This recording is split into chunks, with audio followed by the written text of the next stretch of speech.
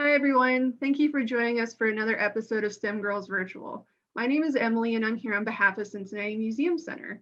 On this show, we talk about different careers in the STEM fields, those fields being science, technology, engineering, and math. Today, we have Sev Friskney with us, who's a nurse, and we are very excited to talk with you, Sev, so thank you for being here today. Of course, happy to be here. Yeah, and it's also another special episode because we have some of our amazing youth volunteers with us. We have Jada, Sylvie, and Scarlett. So thank you all for joining us too. Yeah. So Sev, like I said, there's a lot I want to talk to you about. But first, you, for most of your career, were a cardiac nurse. So can you tell us what about being a nurse that you wanted to have that be your career? And what about being a cardiology nurse? No, it's cardiac nurse, isn't it? See, I messed up already. Okay. Well, that's okay. That is the most common thing, Emily, with cardiology versus cardiac surgery. A lot of people, even in healthcare, they're like, so you work with a cardiologist, and actually, no. Well, yes, in a way, but in cardiac surgery, it's very different, right? They're kind of like, well, this will go over the age groups head, but the Hatfields and the McCoys, or if you're a little bit of a Shakespeare fan, right? It's Romeo and Juliet's families. They have to be together and kind of work together, but there is definitely a divide between medical care and surgical care. But so most of my career was in fact in cardiac surgery. And the reason I sort of went in that direction, I've always liked to, kind of, I guess, kind of be as close to like excitement.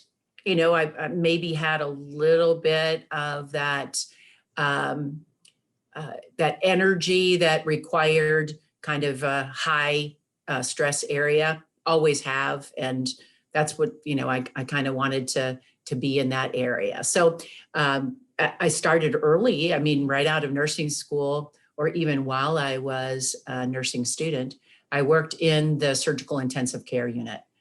I will tell you that my girlfriend and I, who were in nursing school together, had these, we worked as nursing students in the surgical ICU. And after they started us doing that, they never hired students again. Because, honestly, we didn't know very much. And so we were more scary to them than helpful. But also we learned a lot. And we both ended up working in that surgical intensive care unit for 10 years after we got out of school. So they did forgive us for what we didn't know as a student. Well, that's important. Yeah, no, that's quite a thing to be able to say is, after I graduated nursing school, they didn't take any more nursing students. So it's a little embarrassing, but there's many background stories. We didn't kill anybody. No one was harmed in the process of our learning, but we, sometimes I'm sure for the seasoned nurse, we're a little bit more trouble than we were worth when we were learning in that process. And so were you always interested in STEM? Did you always know that I want to work in a medical field and be a nurse? Did you just always want to work in a field like that? From early on that I wanted to go into healthcare. But what that was, I wasn't really sure. Even in college, well, I went to college for pre-med. Okay. And I had a very wise sort of mentor, even though at that time, long ago in my early years, a little bit older than your STEM girls, I had a mentor when mentors weren't even really known at that time, but I really listened to her. She was the head nurse at the small hospital. I worked in a community hospital when I was in high school.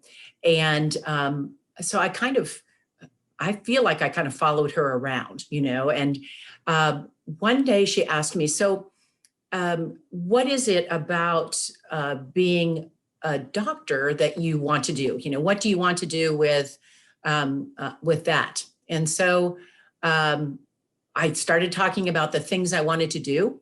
And she said, actually, you are describing what nurses do, right? I wanted to take care of the patient.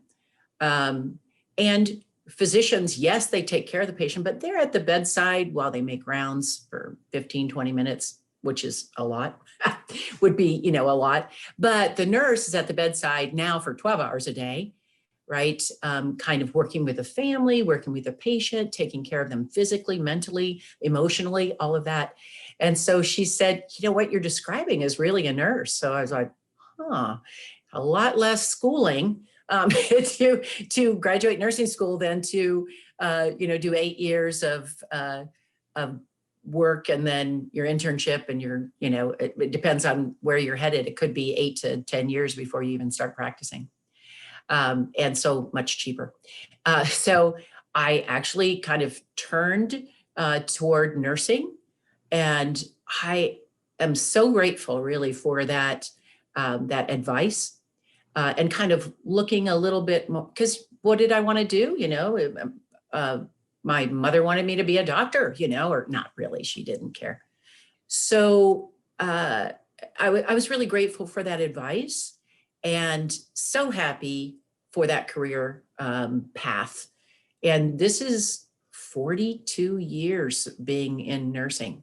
That's a long time, right?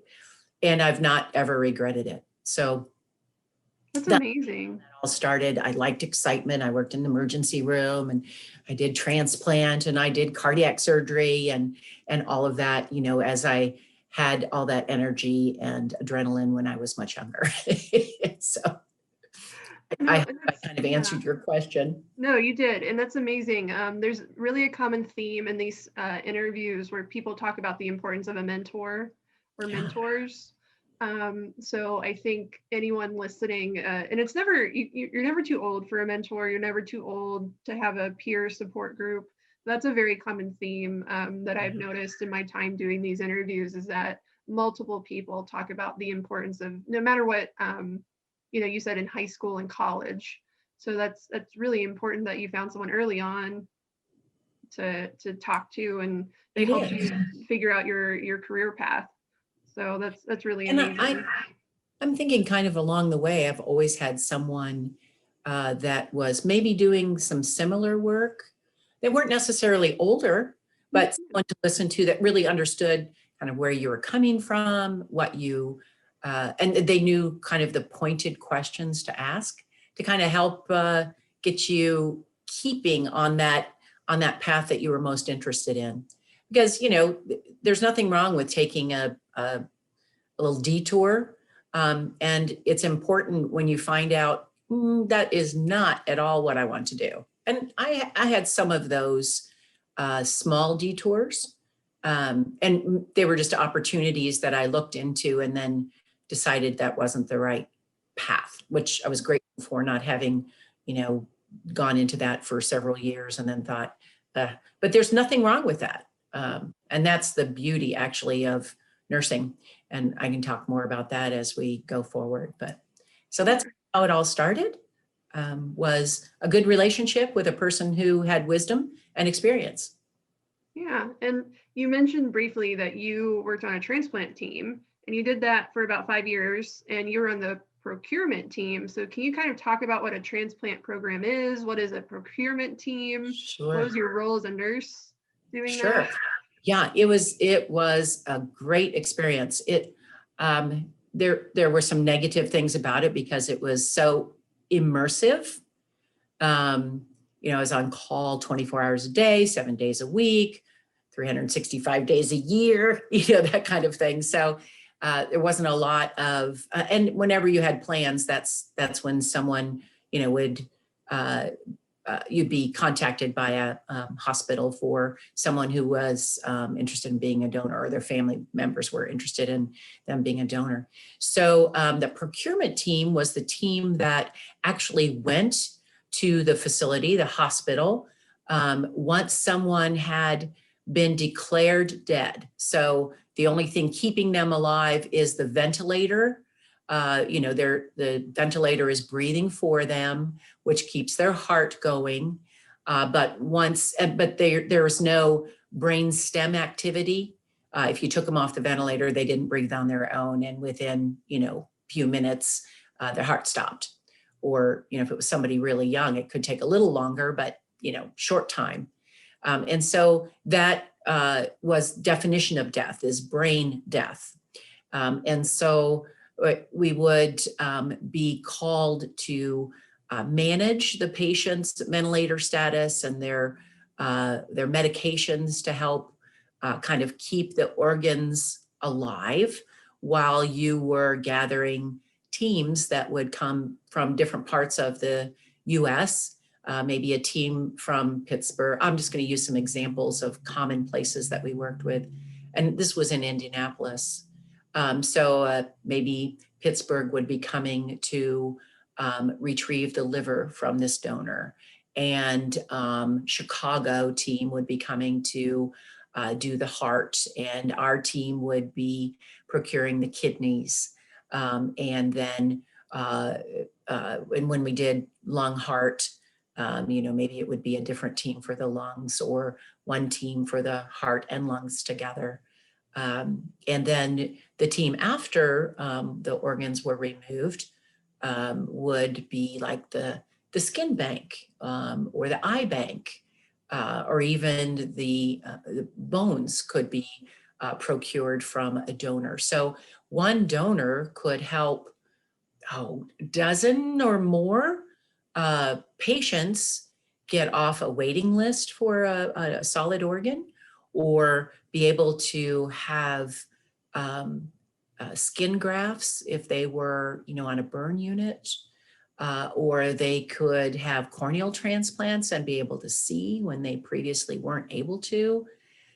So one donor could make such an impact on many recipients, which that was the really rewarding part of the transplant career, if you will. Well, it was a career. And of course, the difficult part is also working with the donor family, right? Because you have to receive permission, you have to talk with the family, you have to, help them to understand what's happening and how it all works.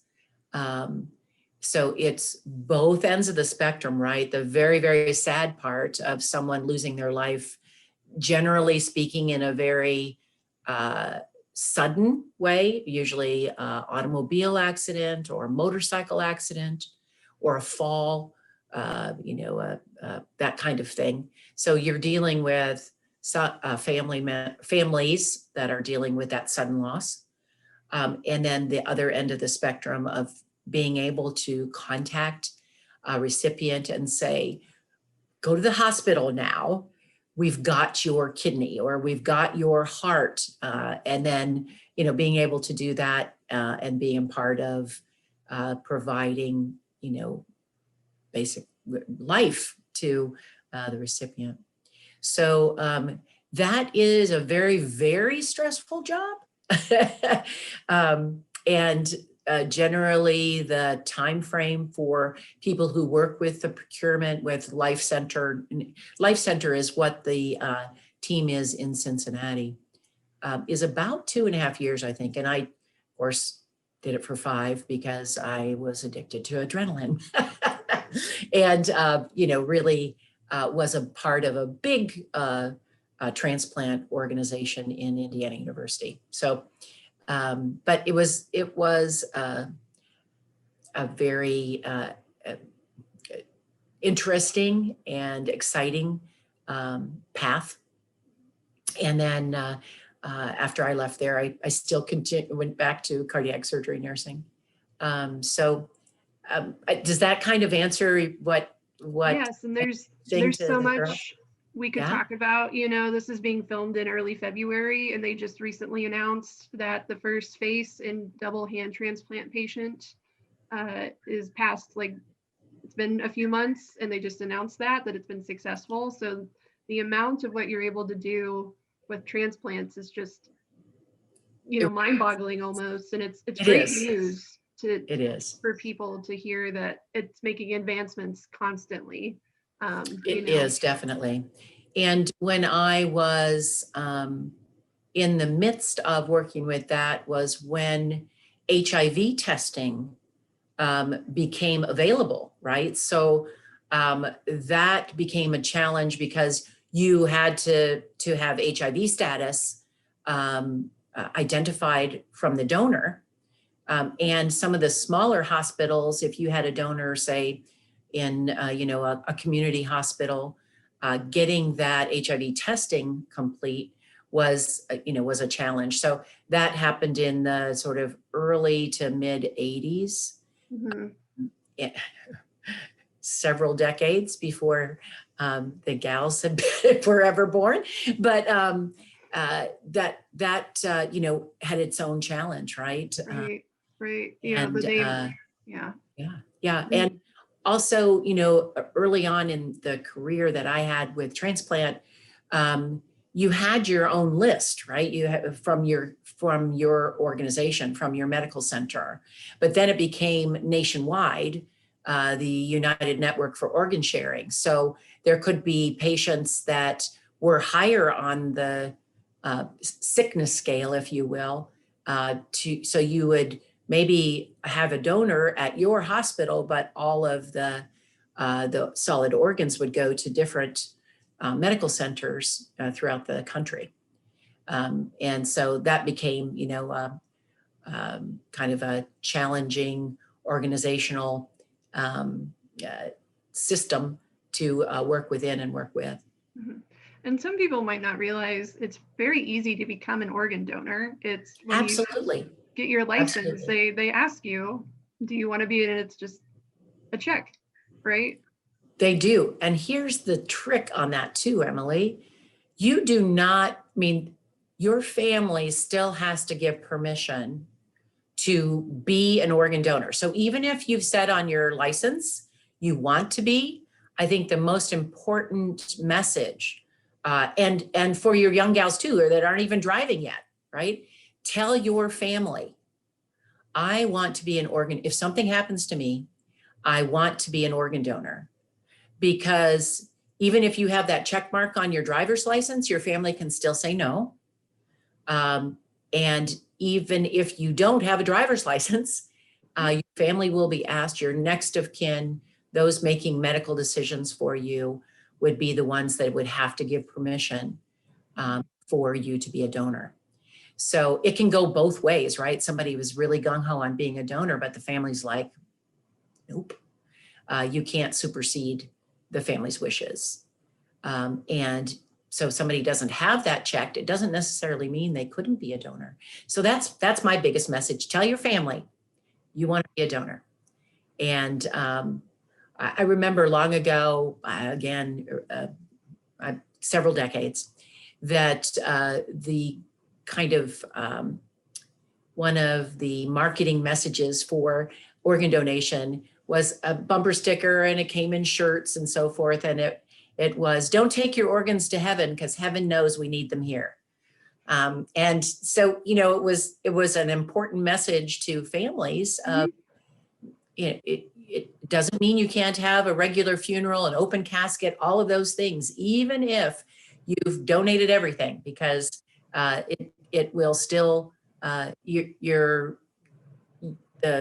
the viewing sometimes in a funeral is very important to family, kind of a way of seeing that and saying goodbye is very important. So it's very important to know, even if you're a donor of all organs and tissues, you can still have an open casket. Yeah. No, and I didn't know that even if you checked the mark on your license that your family has to say yes. So that's, yeah. I just learned something. So thank you for sharing that. Absolutely. Yeah. And that could be a difficult conversation to have, but very necessary for sure. Right. Yeah. And you, so jumping a little bit to the 90s. We're still not where the kids are born, but yeah, jump to the 90s. But you and your husband traveled to Kosovo after the Balkan Wars, and you set up a clinic for diabetes and high blood pressure. Can you talk about this time in your life and what made you want to go there and help the residents of Kosovo? Absolutely. So I actually moved to Cincinnati to study at Cincinnati Christian University. That doesn't any longer exist. However, I was a nurse. I had a bachelor's degree in nursing. I'd been a nurse for, 10 years, 8 years, 9 years, somewhere around in that. And no longer than that.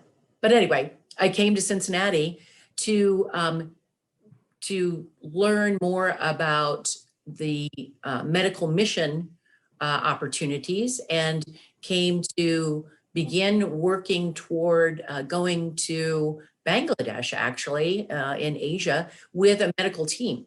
Well, I studied, there was like a program for a year and a half. It was a certificate program. And it was really designed for people who had already had a degree, but were going to work overseas doing, taking their whatever work they did, whether it was, in finance or engineering or, business. And for me, nursing overseas to, be a part of a medical mission. And so the team that I was kind of beginning to work with, we had all kinds of trouble with visas. Not our visa card, but with visas to actually work in the country. So the team kind of fizzled out. And in the meantime, I met a very cute guy. And he was professor at Cincinnati Christian University. And we began dating. And he asked if I'd be willing to change my plans, my initial plans for some that included him. And then later on, we would work together on a mission. And so I said, yes. Well, it was a lot longer than that. But so when our kids were in 4th and 6th grade, my husband's college roommate and his wife, who was also a nurse, were working in Kosovo right after their war in 2000. And so the United Nations and especially the United States intervened with their war with Serbia, and the war ended. Now, certainly the feud with Serbia did not, but the war ended, and the United Nations troops were in charge of Kosovo. And so they moved there with their family. They had 4 kids, and their youngest was 3 years old. And we went for a 2-week trip to kind of see, is this something we could do? Our kids didn't go at that time. The next summer, we went for a summer, and we had interns that went with us from the organization we were working through. And then the following year, we went for a little bit over a year. My husband took a sabbatical from the college, and he taught English there and helped to get students through the process in college so that they could get a degree in English, which was really sort of the best way to get a job and to support your family if you knew English. So he worked with them. And then Ruth, my very good friend and teammate, she, as I mentioned, was a nurse. So we met with the health care leadership in that country to find out what their greatest need was. And it happened to be diabetes and high blood pressure. After the war or during the war, they were on the run, and it was just a really difficult time. And their diet wasn't that great. A lot of sugar with bread and tea. And so diabetes was a problem, as was high blood pressure with stress and also the wrong kind of eating, right? So we opened up, they didn't have any insulin in their country. They didn't have any means of monitoring blood sugars or even blood pressures. I didn't have much blood pressure medicine in the country either. So we worked with organizations in the States to help us provide diabetes medicines, glucose monitoring. In the United States, right, you have a high blood sugar, and here's your glucometer. You can manage your, blood sugar, take it several times a day. We have that so easily at our fingertips, but they didn't have that in the country. So we opened a clinic for diabetes and hypertension, and that clinic, not the actual clinic itself, but the work is still going on. And we started that in 2002. So the work is going on with my translator, because I wasn't able to speak fluent Albanian when we started the clinic, and I could speak clinic Albanian, say, oh, your blood sugar is very high, or oh, your blood pressure is very high, and say the numbers, but I used a translator, and that translator, she was in dental school at the time. Now she's a dentist and her husband is a physician, and they continue doing work with diabetes and hypertension patients there in Kosovo. So it was a great opportunity to do that. And I'm a type 1 diabetic. So when you say they didn't have insulin in their country, that just made me like want to go gather mine to make sure.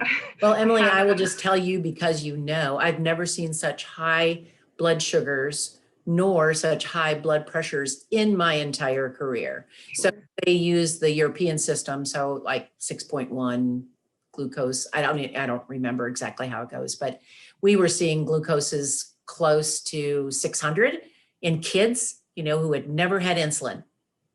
Can you imagine? Never had insulin. So we were able to get insulin. We went across the border to Greece and we bought our insulin, and we bought testing strips and glucometers. And then we had the organizations from the US ship things to us, and people bring them to us. And so we were able, I think, to save some lives, especially kids that would otherwise have perished, for sure. Sure. And I could go on a tangent about insulin prices in this country, but I'll refrain. And you can buy it over the counter in Greece. So yes. It was like €5 or something like that. Of course, there was, there was long acting. Sure, and fast acting, yeah. But still, you could buy it over the counter, and I'm sure it's still very cheap in Greece. So it's a trip to Greece for you, Emily.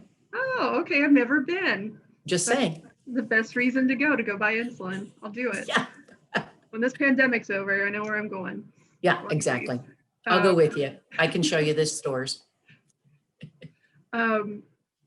So yeah, this clinic's in effect is still, the work is still being done, and you returned to cardiac nursing for a while, but now you're an operations specialist with Mercy Health Hospital. Can you kind of tell us what an operations specialist is and what they do? Yeah, nobody knows there either. Okay. So it's a funny title, Operations Integration Specialist. Mm-hmm. And still you don't know. I like to say that it's, well, first of all, it is workflow issues and problems, kind of helping practices with maybe issues that they have with a different type of workflow, or they need some help because things are, their quality measures aren't up to speed, or that kind of thing. So it's quality. It is helping identify problems and then coming up with solutions. So that's a good way of describing it. And I actually don't I don't work inside the hospital system. I work with the outpatient area. So we have 110 practices around Cincinnati, and I work with the medical and surgical specialties. So I'm still, kind of a surgical specialty nurse, right? And I do that. I work with the licensing part of our outpatient practices. And then the biggest part probably is special projects, right? So, that is the duties as assigned. So something comes up, something new, let's say there's a new initiative through Medicare, Medicaid, and we have to enact a different way that we're gathering data, that sort of thing. So I do a lot more on the computer than I ever thought I would. Some of it's kind of self-taught, which is a little frightening, But I am not an expert by any means, but I do a lot more technology aspect of it, of gathering data and integration of data and so forth.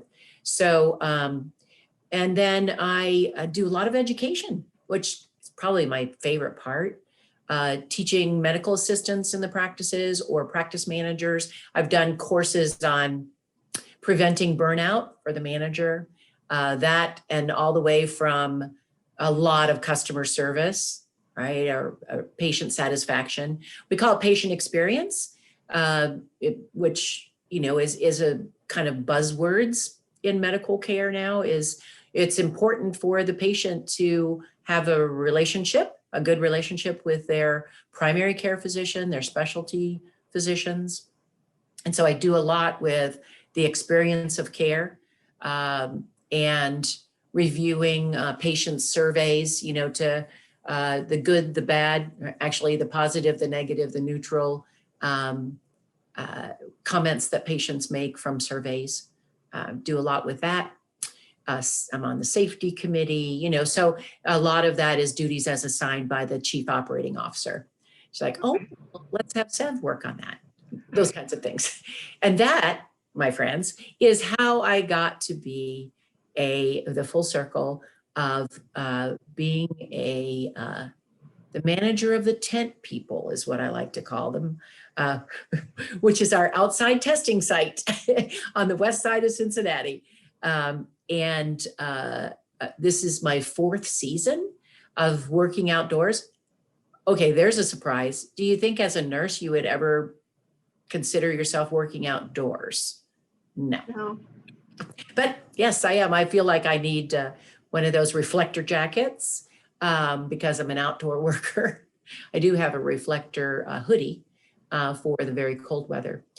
But so now I am in charge of one of the testing sites for Mercy on the west side of town. And then when we began doing vaccines, which is the most exciting thing happening these days, I am on the vaccine team as well. So we've been going to schools, vaccinating the teachers. Yes, very important. At schools, that's very exciting. And now we have vaccine clinics for the community as well.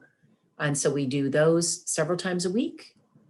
And I just saw, and probably you did too, that now we have more vaccinations given than positive COVID positive patients in the United States. So super happy about that. Yes, and I think the rollout for teachers is extremely important. Yeah. So I think we're making good strides. We are. So I think that's very positive. It is. Well, just on the west side of town, this week we'll be vaccinating.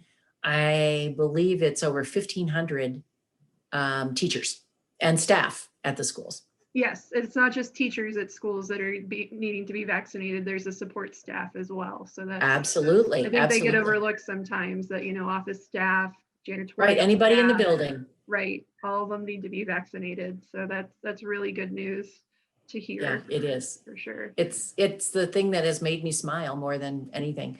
I did want to say that one of the important things about today's interview is this is the first time that I've been talking about work where I've not had a mask on because I'm in my own house and I have a little makeup on. So thank you very much.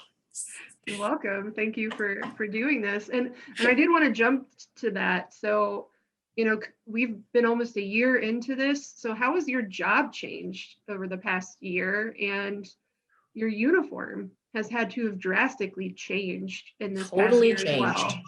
Totally changed. That's right. Well, in my normal work life, I wear dresses and, you know, tights and booties and, you know, that kind of thing. So I'm, you know, business casual basically. And I have not done that at all. So we went through from March until now, we've gone through all of the seasons. And I think really the most challenging, although we are coming up to the Arctic blast here in this next week, the most challenging was the heat, right? Because, when you're outside, it's one thing to be in shorts and a t-shirt, but it's another thing to be in full PPE, sweating so much that when you take off your gown, you're just like, I believe that I could wring out my clothes, so that certainly is a challenge, and it just sucks out your energy, right, to be that hot. But we did it, and so now we're into the cold season where I wear probably 3 layers at least of Goodwill clothing. So I have many layers of sweatshirts and hoodies and fleece lined pants and long underwear and warm snuggly socks in my boots in order to keep warm. We do have heaters in our tent, but I tell you, it's just darn cold. It really is. So we have a new plan for the super cold in this next week. And also looking into what do we do now, right? We've almost been at it a year. March 15th is when I started with testing, and we're really close to that, aren't we? Again. So they're looking at the sort of pivoting to a different kind of testing for the pre-op patients. Patients that are having surgery, they have to have a negative COVID test in order to proceed. Makes sense. And then patients who are sick still, right? We're still testing patients who are sick. So we're looking at how to transition those 2 types of testing to be indoors, because COVID isn't going away anytime soon. And tent life should be done, right? So that's what we're transitioning to in the near future, I hope.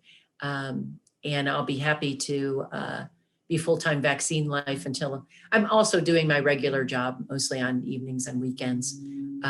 So that's a challenge too, to be able to do tent life, vaccine life, and my regular work life. So that it's what's been added to everyone, not, you haven't really taken away too much yet. No. And just, you talked about burnout earlier. I know that's been something that has been in the media a lot, about the burnout of doctors and nurses and people in the medical field. And I can't even imagine what it's been like this past year. Just it certainly has been a challenge. And I think more so for people who are caring for the patients at the bedside.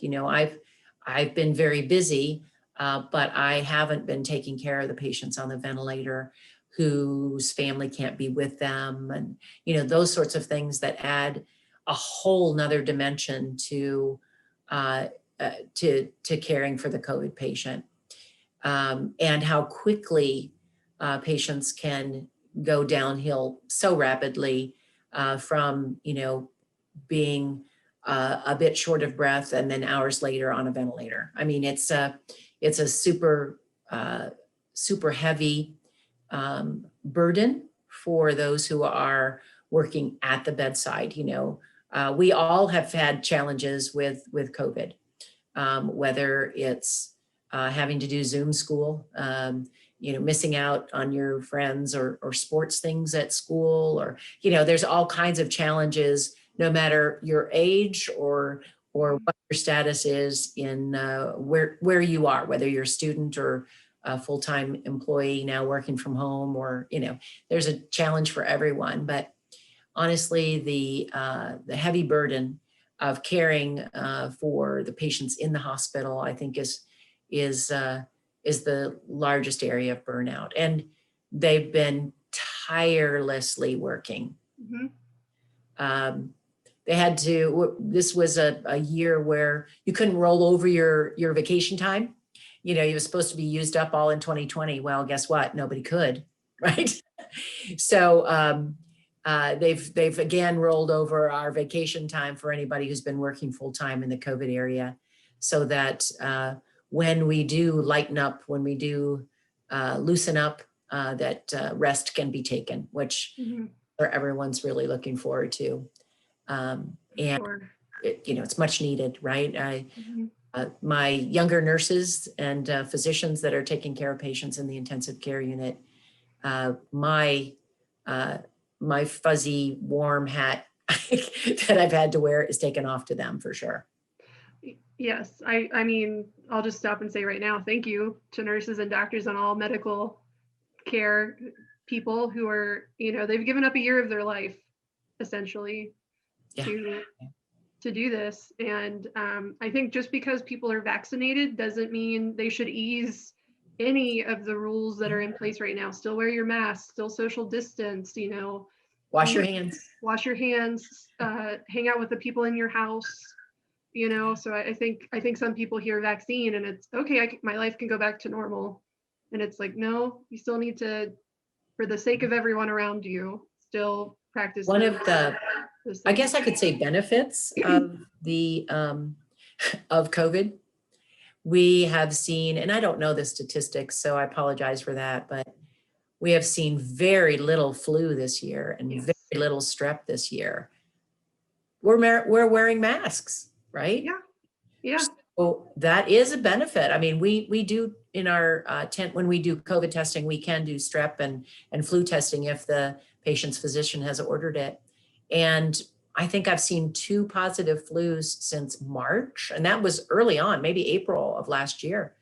The rest of them negative, because we're doing the same kinds of things that we need to do to reduce flu and strep, right. By doing the things that we need to do for COVID. So I guess that's kind of a nice side effect, although everybody would rather give that up. Right. Right. And if someone wants to learn more about where they can get vaccinated, where they can get a test, can you speak on behalf of Mercy at least, and where they can go? Sure, I can. Absolutely. It is a challenge, I will say, to get an appointment for a vaccination. There's no doubt about it. It's not, we have an 800 number. Do you want me to give that? Sure, we can share it in the event details. Well, maybe I'll send it to you, because I do not, I can memorize a phone number, but not when it starts with a 800. Sure. No, we'll share that in the event details, because this is going to air in mid to late March. So not too far away. We shall still be vaccinating.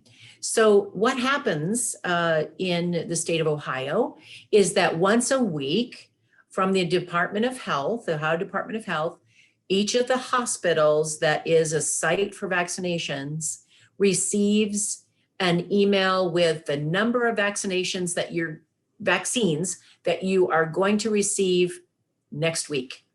Okay. So it's different because we have 5 Mercy hospitals. It's different for each of our hospitals.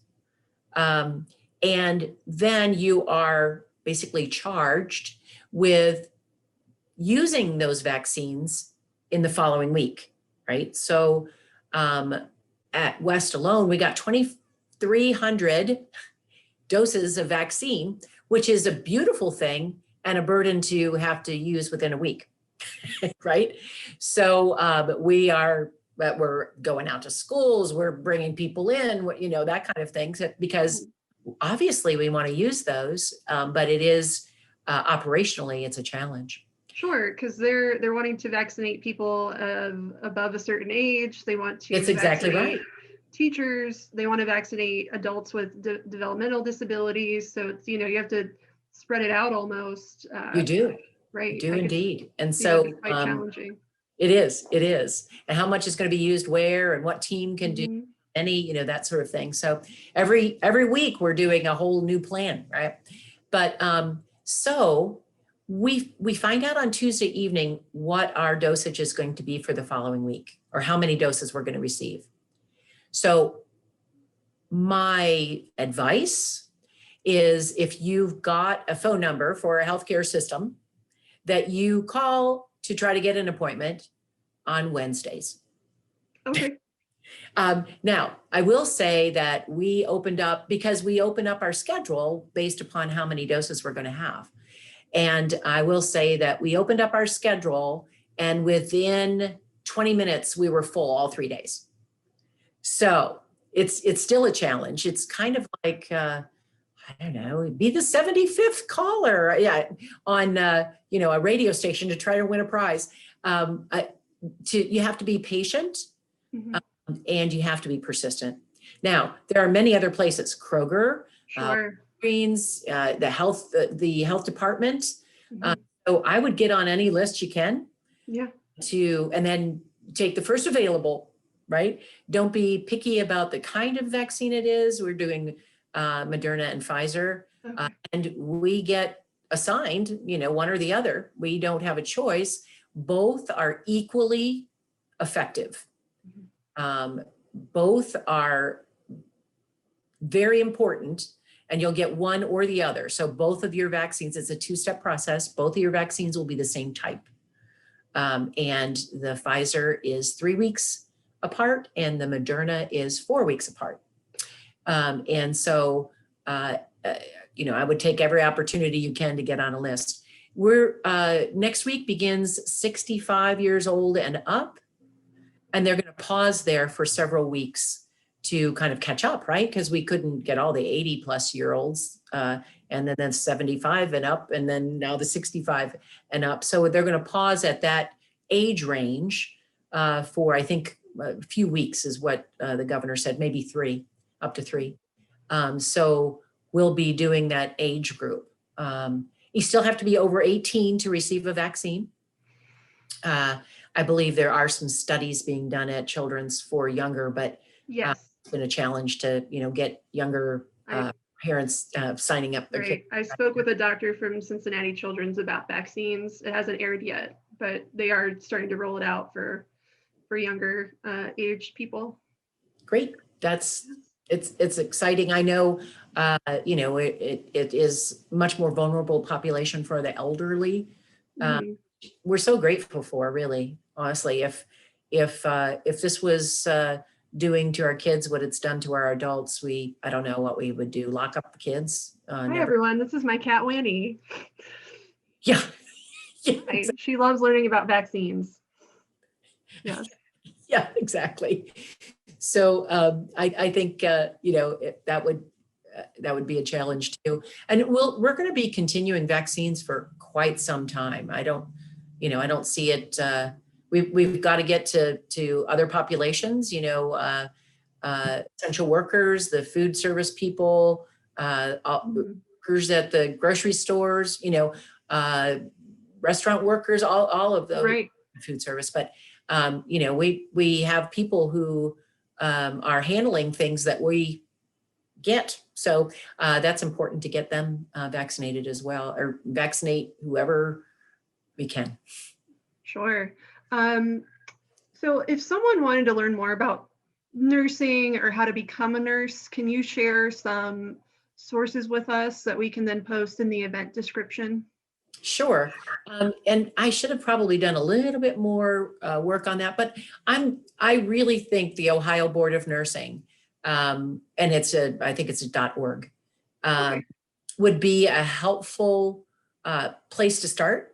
Now it may be, I'm a licensed nurse, drop down or whatever, but I think that they would, so you want a career in nursing kind of thing.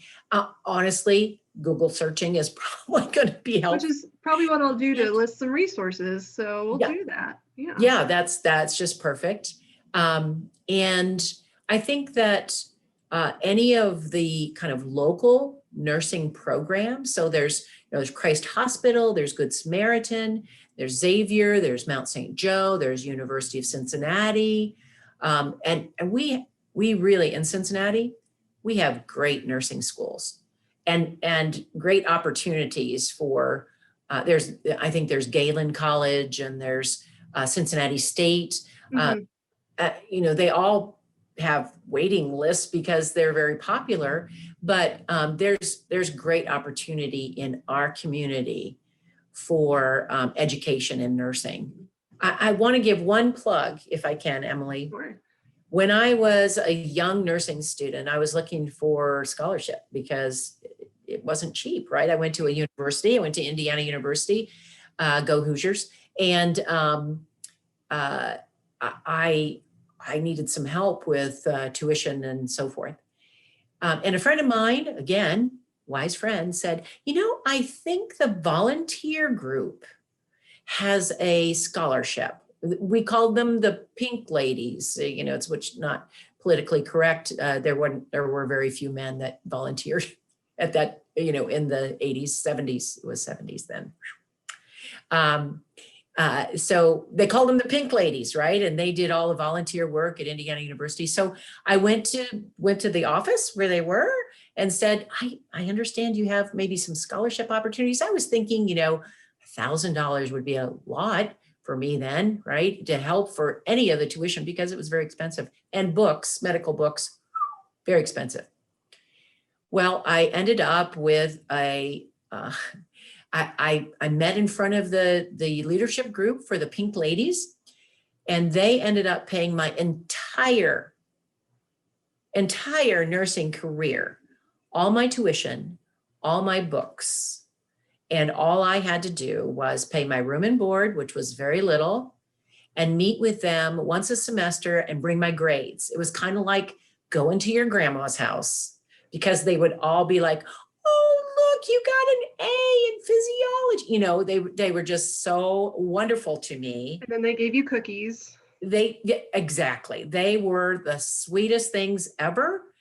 And I have to give kudos to volunteer groups at hospitals. I'll tell you, they know how to raise money, and they're very helpful to young students who need some help.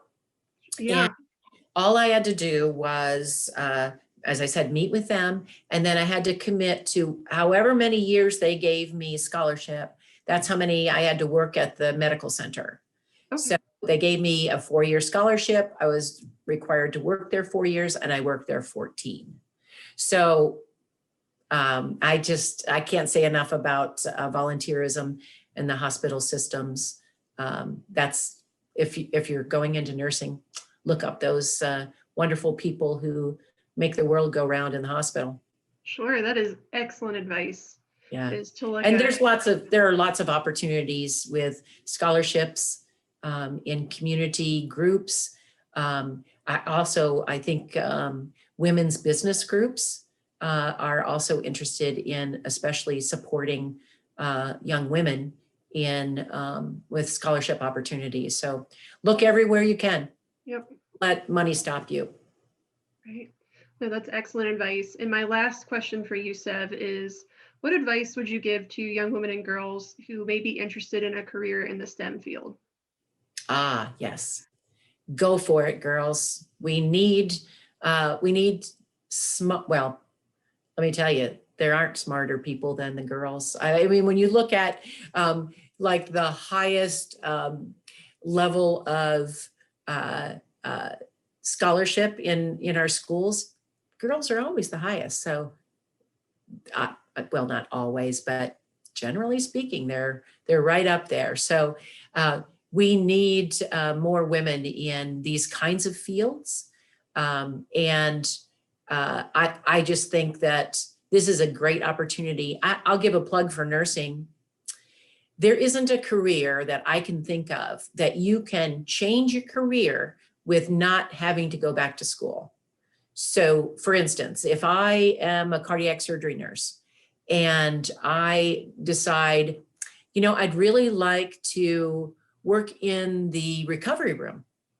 I can apply for the recovery room. They'll give me training in the recovery room and poof, I've got a different career. Well, not poof, but there's learning and so forth. But you can receive the kind of training you need just to change. For me, I always worked in the hospital. And then I thought I would pursue the outpatient world, right? And so I could get a job in outpatient. So that meant no more call, no more weekends, no more holidays, right? That sounds good to people who have been doing that their whole career. But if I wanted to do neonatal nursing, I could still do that with the training from the neonatal. Now I might be in orientation for 12 weeks or even 6 months. Or I wanted to work in the emergency room and be on the flight crew, right? That's a little harder to get into, by the way, but you can do that. And so you can work happy, sad, sick, well, adults, kids, inpatient, outpatient, the dying, the newborn, the home care. You can do all of those things with the same degree. And I don't think any other opportunity exists in the STEM fields, the other STEM fields. So there's my plug for nursing. I loved it. Girl, somebody needs to come replace me. Well, Sylvia, I don't want to put you on the spot, but I know Sylvia may want to be a nurse one day. You go for it, Sylvia. I want you to as well. Yeah, that's definitely been my passion for a couple of years now, and I'm really looking forward to diving into it. Well, I think that's great. When I can have a student with me, you look me up and I'll take you on rounds with me. And it's not as exciting as in the hospital, but I'll take you to different practices and you can take a look at that part of the world. That would be amazing. So as I'm going to my senior year, what are some courses or classes that would be helpful for going into nursing school? Great question. If your school offers anatomy, physiology, I took chemistry, I took physics, because I was actually I didn't do physics in high school. I did it in college, which is super scary. Don't ever do that. Don't jump into college physics.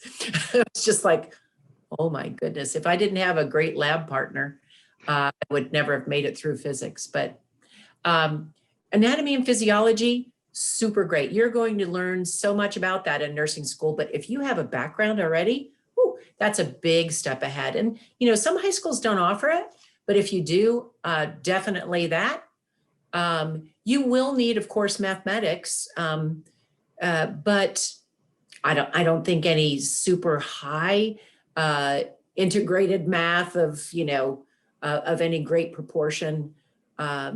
Now, you have computerized, we had to figure out our own drip rates, and count them and that kind of thing. But now it's all computerized and you just have the patient's IV on a pole and, you plug in the determinants. So there isn't quite as much math, but you'll definitely want that.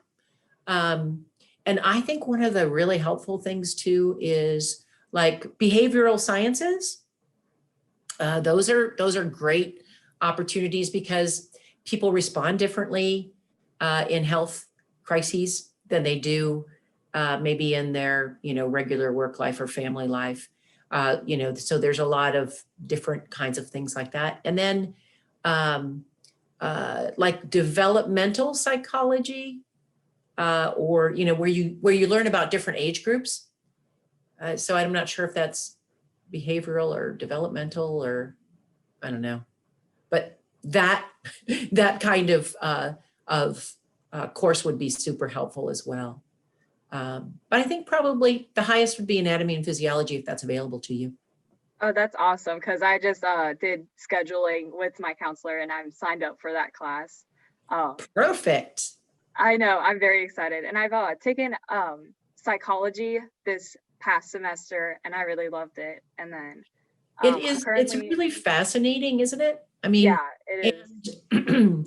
And in nursing, excuse me, there's a great opportunity to utilize anything you learn about psychology in the field of nursing. And, some people end up then going into behavioral health, right? There's great opportunities in behavioral health for nurses as well. Yeah, Sev, thank you for joining us today. Oh, I had so much fun. Thank you for having me.